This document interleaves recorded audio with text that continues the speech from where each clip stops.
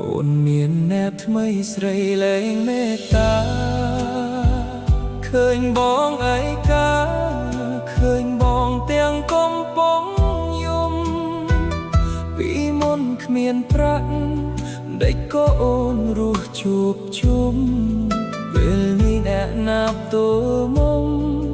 ឲ្យរស់ជួបជុំលែងបានប្រពន្ធអើយមិនណាណាត់ផ្ទៃអូនមានប្រថ្មីមិនខុសពីសំឡាបខ្ញុំប្រពន្ធអើយពិបាកធ្វើចិត្តរឹតពិបាកសំឡឹងមុខមុំ